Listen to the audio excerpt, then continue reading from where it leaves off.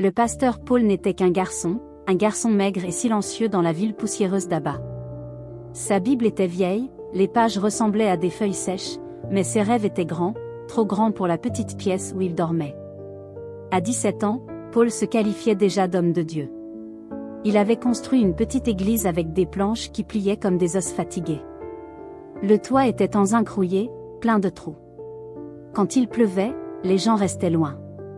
Quand le soleil brillait, l'endroit était chaud comme un four à bois. Personne ne venait. Chaque dimanche, il arrangeait des chaises, 10 chaises en plastique, mais seul le vent s'y asseyait. Pourtant, il prêchait fort et avec audace. Il criait des prières dans l'espace vide. Les voisins passaient, certains riaient, d'autres secouaient la tête. Un homme disait, « Ce garçon gâche sa vie ». Un autre plaisantait, « Même son ombre ne dira pas Amen ». Les enfants l'appelaient le pasteur des bancs vides. Il courait autour de l'église, le taquinant comme des chèvres au marché. Mais une personne croyait en lui, une seule, sa mère, Maman Grace. Ce n'était pas une femme douce. Son visage était dur comme une pierre à moudre, mais son cœur était chaud comme le soleil de l'après-midi. Elle vendait des ignames au bord de la route. Chaque kobo qu'elle gagnait, elle en mettait une partie de côté pour Paul. Elle ne manquait jamais la prière du matin, pas une seule fois. Chaque soir, quand Paul rentrait après avoir prêché devant des chaises vides, elle lui lavait les pieds et disait, « N'abandonne pas. Ton étoile est cachée pour l'instant, mais elle brillera. » Un dimanche soir, Paul était assis dehors, près de l'église. Ses yeux étaient baissés, ses mains sèches, son espoir vacillait. « Maman, dit-il doucement, je suis fatigué. » Maman Grace sortit de la cuisine, essuyant ses mains sur son pagne. Elle s'assit à côté de lui et regarda le ciel. « Paul, dit-elle, ce monde ne récompense pas les mains propres. Il récompense ceux qui savent plonger dans des eaux profondes. » Il la regarda, perplexe. Elle toucha son épaule et dit, « Si tu me suis ce soir, ta vie ne sera plus jamais la même. » Cette nuit-là, ils ne prirent rien, ni sac, ni Bible, seulement leurs pieds et leur foi. Ils marchèrent dans la forêt. Le chemin était étroit, les arbres hauts et sombres. Le vent murmurait des secrets, les hiboux ululaient, la lune se cachait derrière les nuages. Ils continuèrent à marcher. Puis ils arrivèrent. Le sanctuaire. Des os pendaient du toit comme des fruits amers. Un feu brûlait doucement dans un pot en argile. Un crâne reposait dans un coin. L'air était épais, comme s'il respirait. Un homme était assis sur une natte en peau de léopard. Ses yeux étaient comme de l'eau immobile, calme mais profond. Il s'appelait Baba. Il ne souriait pas. Il regarda Paul et dit, « Si tu parles de ceci, ta langue pourrira et ta mère mourra. Veux-tu toujours le pouvoir ?» Maman Grace regarda Paul. Elle ne parla pas, elle hocha seulement la tête. Paul ne dit pas un mot, mais son silence était éloquent, et c'était sa réponse.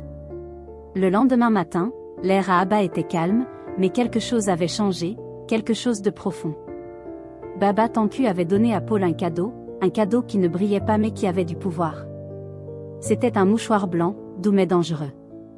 Il dit à Paul, « Chaque dimanche, prends 7 poulets blancs, essuie chacun avec ce tissu, de la tête à la queue, doucement, puis donne-les. Ne les mange jamais, ne les vends jamais. Le pouvoir n'est pas dans les poulets, le pouvoir est dans le tissu. » Paul écouta comme un enfant. Il ne posa pas de questions, il hocha la tête. Baba Tanku continua, « Touche quelqu'un avec ce mouchoir après la prière, et son corps obéira. » Ce dimanche-là, l'église était toujours calme.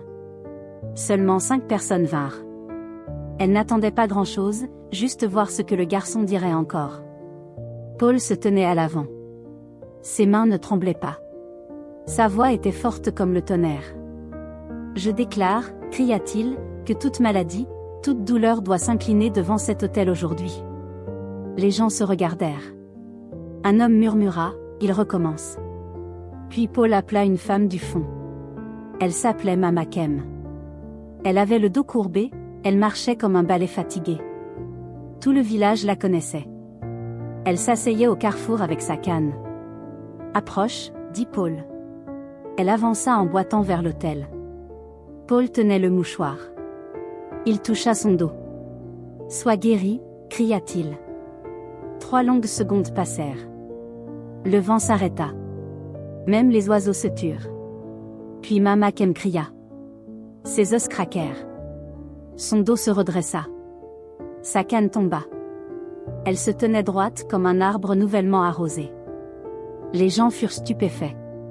Une femme se couvrit la bouche. Un enfant laissa tomber son biscuit. Mais quelqu'un dans la foule dit, c'est une ruse. Ils l'ont planifié. Ils voulaient une preuve. Alors ils amenèrent une autre personne, un homme nommé Papa Ibe. Il était aveugle depuis plus de 20 ans. Ses yeux ressemblaient à du verre. Il ne voyait même pas sa propre main. Ils le poussèrent en avant. Et c'est celui-ci, dirent-ils. Guéris-le, et nous croirons. Paul resta immobile. Il prit une profonde inspiration. Il s'approcha, leva le mouchoir, et, d'une voix comme le tonnerre, il dit, que tes yeux s'ouvrent. Silence. Puis Papa Ibe cria, je vois. Je vois. Il pleurait, tenant son visage. Où sont mes enfants? La foule explosa de bruit. Certains applaudissaient, d'autres criaient, certains coururent dehors pour appeler plus de gens. Mais personne ne parla du mouchoir. Personne ne le remarqua. Il était toujours dans la main de Paul, blanc, doux et plein de secrets. La nouvelle se répandit comme un oiseau sans ailes, de maison en maison, de rue en rue. Les gens en parlaient dans leur cuisine, au marché, près du ruisseau. Ce pasteur garçon, il a fait voir un aveugle. Il a touché Mama Kem, et son dos s'est redressé. C'est vrai, oh, va voir par toi-même. Le dimanche suivant, la petite église était pleine. Pas 5 personnes, pas 10, 15 étaient assises, 20 debout, certains regardaient par la fenêtre. Puis d'autres vinrent. Les béquilles tombèrent, l'une après l'autre. Des femmes qui avaient pleuré pendant des années s'avancèrent, essuyant à nouveau des larmes, cette fois de joie. Mon ventre s'est ouvert, cria l'une. J'ai rêvé de 3 enfants, et maintenant mon ventre est rond, dit une autre. Un homme qui n'avait pas marché depuis 7 ans se leva seul, lentement, pas à pas, puis plus vite, puis il courut à l'avant comme s'il poursuivait le feu. La vieille église en bois ne pouvait plus contenir les gens. Le sol tremblait sous les champs. Le toit en zinc pleurait quand la pluie tombait. Pourtant, il restait, il venait. Un homme riche nommé Shifibuka fut guéri de quelque chose d'étrange. Personne ne savait quoi, mais le dimanche suivant, il vint en dansant. Il souriait largement et dit, « Pasteur, prends ce terrain, construis quelque chose de plus grand. » Le pasteur Paul sourit. Il prit le terrain. Cette même semaine, le nom de l'église changea. Fini l'assemblée du feu vivant, elle devint les ministères de la résurrection du printemps de feu. Ils firent de grands panneaux. Le visage du pasteur était dessus, brillant et souriant. Les mots en dessous disaient, là où le feu tombe. Les gens commencèrent à venir de villes lointaines, d'Aéri, de Wari, même du Ghana. Son compte en banque grossissait. L'argent arrivait comme la pluie, des offrandes, des cadeaux, des hommes en costume qui pleuraient quand il posait les mains sur eux. Des hommes importants venaient. Ils ne marchaient pas avec orgueil, ils s'agenouillaient devant lui. Certains l'appelaient papa, d'autres Daddy Fire. Il ne mendiait plus pour prier pour des familles. Maintenant, des gouverneurs l'appelaient, des célébrités envoyaient des cadeaux. Des femmes venaient avec des bébés, disant, « C'est grâce à vous que cet enfant est vivant. » La ville qu'il ignorait autrefois s'arrêtait maintenant pour lui. La route vers son église était pleine chaque dimanche. Et Paul, il se tenait droit, sa robe longue, son sourire large, son mouchoir toujours blanc. Mais le pasteur Paul n'était pas satisfait. Il voulait plus. Il voulait un pouvoir capable de secouer le monde entier. Il voulait son nom sur toutes les lèvres. Il voulait que ses ennemis s'inclinent sans combat. Ainsi, une nuit où la lune était basse et la route silencieuse, il quitta la ville. Pas de chauffeur, pas de lumière, seulement lui et la route. Il marcha à nouveau dans la forêt. Les arbres murmuraient toujours, le sanctuaire était encore là, les os pendaient toujours, le feu brûlait toujours. Baba Tanku était assis sur la même natte, ses yeux toujours froids, sa voix profonde comme un tambour dans une grotte. Paul s'agenouilla. « Je veux plus, dit-il. Plus de pouvoir, plus de feu. Je veux faire taire toutes les voix qui s'élèvent contre moi. Baba Tanku le regarda longuement, puis il dit doucement, « Alors, amène ta mère. » Paul se figea, ses yeux tremblèrent. Baba ne sia pas, son sang, dit-il, te couronnera. Sa vie t'élèvera. C'est le prix. Le feu dans le pot dansait. Paul se leva lentement, ses mains tremblaient comme des feuilles sèches dans le vent d'harmattan. Il ne parla pas.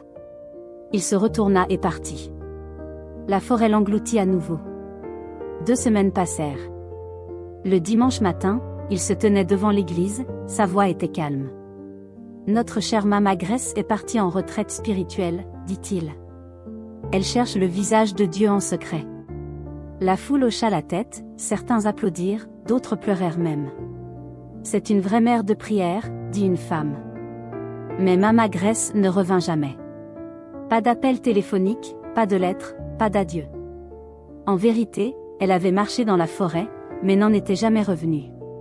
Son sang avait touché le sol, ses os s'étaient transformés en poudre, ses cendres mélangées au bois de camp et à l'huile. Et le mouchoir blanc, il devint plus brûlant. Le pasteur Paul revint plus fort. Ses mots faisaient tomber les gens sans même les toucher, ses yeux faisaient confesser, son ombre faisait se lever les malades. Fire Spring grandit plus haut qu'un arbre, devint une montagne de signes et de merveilles. Mais sous cette montagne, quelque chose était enterré, et cela avait la voix d'une mère.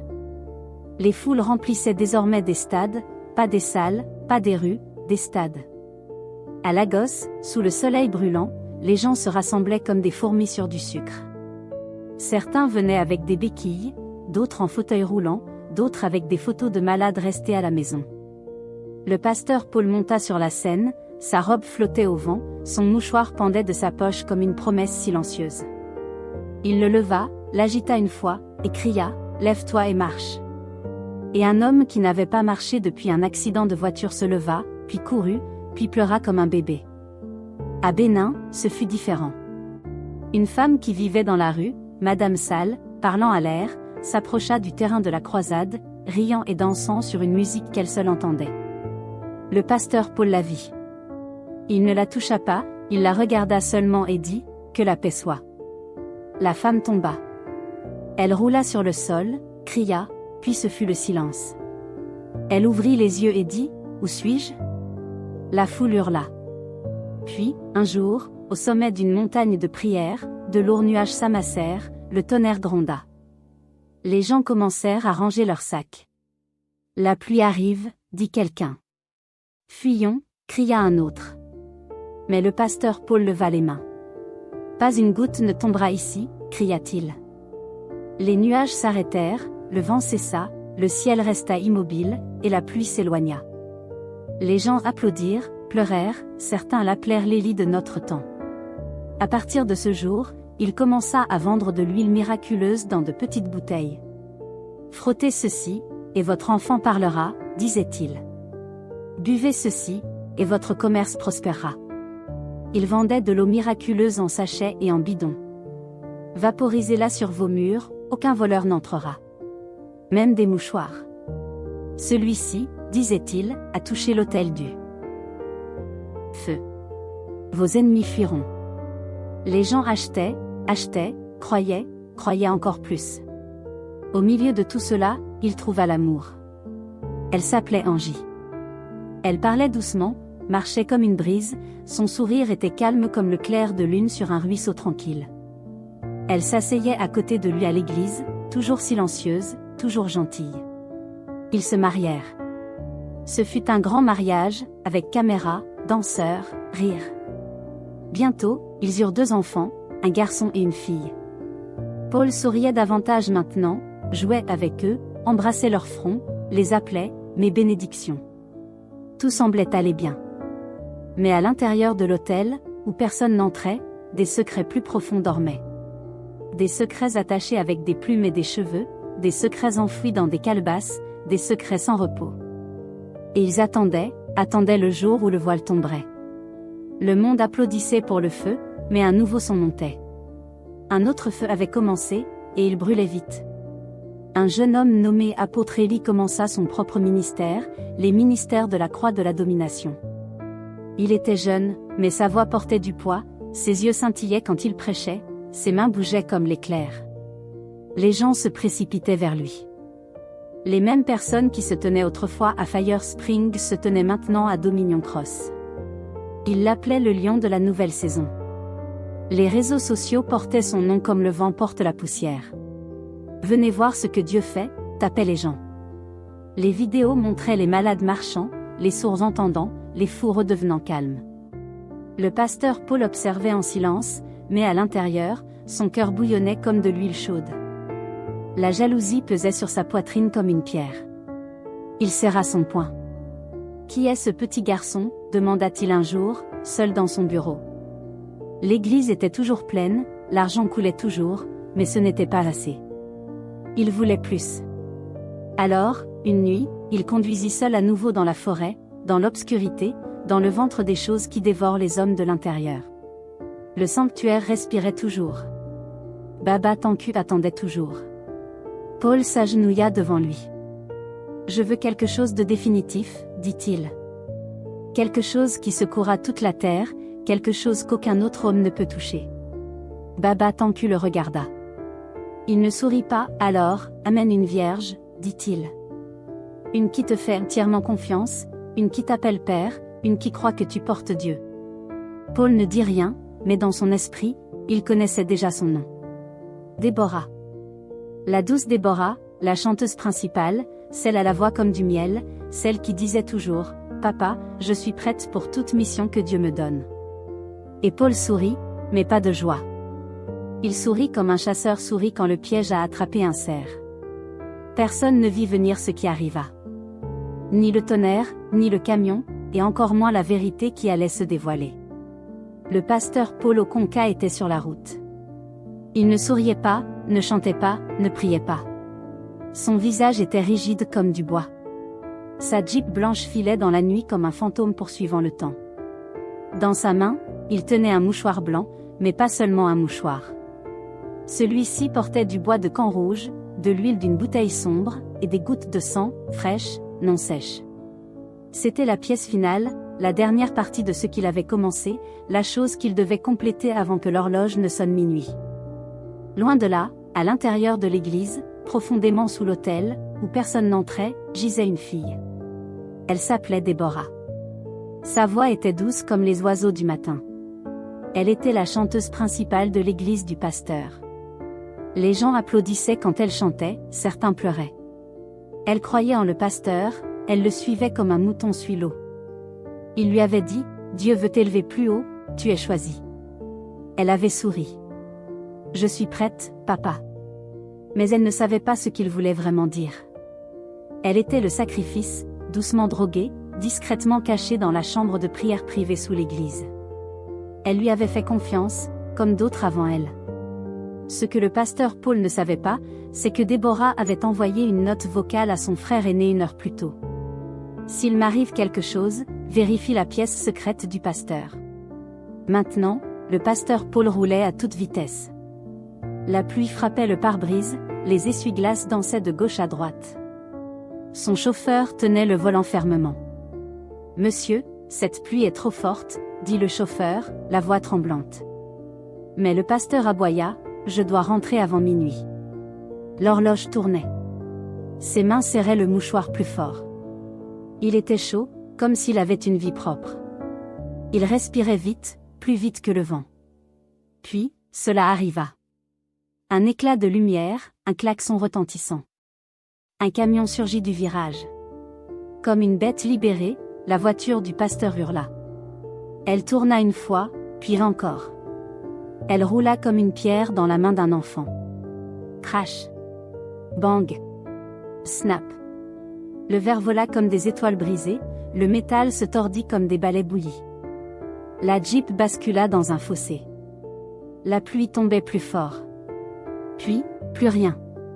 Aucun son, aucune voix, seulement l'eau. Le mouchoir s'échappa de sa main. Il atterrit dans l'eau boueuse, flottant lentement comme une malédiction cherchant un foyer. Les marques rouges se dissolvaient dans la pluie. Le pasteur Paul gisait immobile, ne bougeant pas, ne respirant pas, ne parlant pas. La route redevint silencieuse, mais quelque chose s'était brisé, quelque chose de profond et de lointain. Une fille attendait encore. Le téléphone vibra une fois. Le frère de Déborah le prit, ses yeux parcoururent rapidement l'écran, puis s'arrêtèrent. La note vocale joua, « S'il m'arrive quelque chose, vérifie la pièce secrète du pasteur. » Son cœur bondit. Ses jambes se mirent à bouger avant que son esprit ne comprenne. Il ne perdit pas de temps. Cette même nuit, alors que la pluie tombait encore, il courut au poste de police le plus proche. « Ma sœur est en danger, dit-il.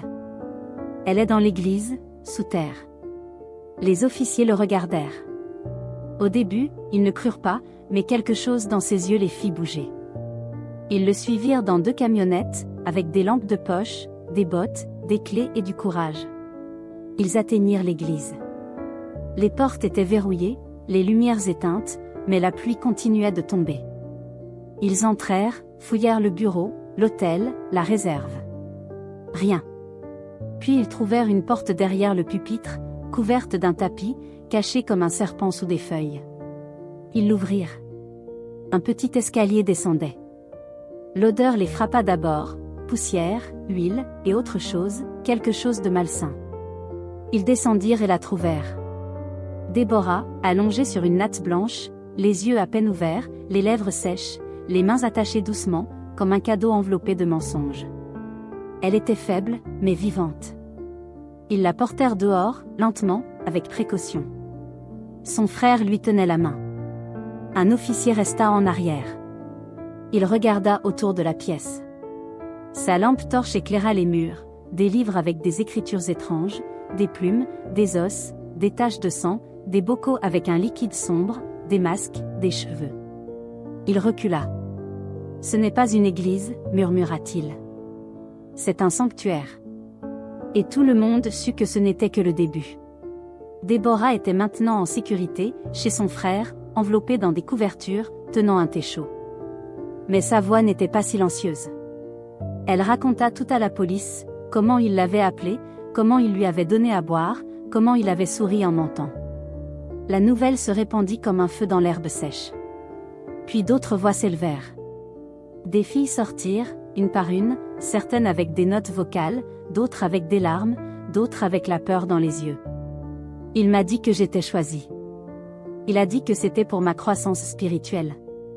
Il a dit que c'était entre moi et Dieu. Elles disaient toutes la même chose. Le pasteur Paul les avait trompées. La ville trembla. Les gens criaient, certains pleuraient, d'autres arrachaient ses affiches. Comment est-ce possible? Est-ce l'homme qui a guéri ma fille? Tout ce temps, c'était un mensonge. L'église ne pouvait pas tenir. Le toit tremblait, les portes furent fermées. Plus de tambours, plus de chants, plus d'offrandes, seulement le silence. Et dans ce silence, la vérité se dressa, haute. Elle brûla chaque mensonge, balaya chaque secret. Fire Spring était en feu, mais cette fois, le feu n'était pas sain. C'était le jugement. Le pasteur Paul gisait sur un lit d'hôpital, toujours pâle, silencieux. Les machines bourdonnaient à côté de lui comme des oiseaux fatigués. Les jours passaient. Les médecins venaient, vérifiaient, mais il ne bougeait pas. Son corps était là, mais son âme était loin. Le monde extérieur avait changé. Son nom n'était plus loué, il était murmuré avec peur, avec honte. Puis, le 7e jour, il ouvrit les yeux, lentement. Il regarda autour de lui, ses lèvres tremblaient. Il se mit à pleurer. « Je suis désolé, dit-il. S'il vous plaît, pardonnez-moi, supplia-t-il. Mais personne n'écoutait. Il fut transféré en prison. Plus de robes, plus de mouchoirs, juste un homme avec des chaînes aux mains et un poids dans le cœur. 3 jours plus tard, il ferma les yeux à nouveau, mais cette fois, il ne les rouvrit pas. Il mourut discrètement dans une cellule froide, sans personne à ses côtés. Personne ne pleura, ni les gardiens, ni les pasteurs, ni les gens. Le monde continua. Ce matin-là, le sol était calme. Personne ne s'habilla en blanc, aucun cœur ne se leva pour chanter. Un petit trou fut creusé, un cercueil en bois descendu dedans. Pasteur Paul. Pas de fleurs, pas de foule, pas de mots, juste une tombe. simple, solitaire, sans inscription. Il fut enterré comme un étranger, le même homme qui levait autrefois les mains pour arrêter la pluie, maintenant descendu dans la poussière comme un nom oublié. Parce que peu importe à quelle hauteur un mensonge s'élève, peu importe combien de personnes applaudissent, peu importe combien de lumière brille sur lui, la vérité attend, et elle se tient toujours droite, au fond. Morale de l'histoire: peu importe à quelle hauteur un mensonge s'élève, la vérité attend patiemment au fond. J'espère que vous avez aimé l'histoire. Si c'est le cas, merci de liker la vidéo, de commenter ce que vous avez appris de ce conte, de le partager avec vos amis et votre famille, et n'oubliez pas de vous abonner à la chaîne pour d'autres contes africains comme celui-ci. Merci.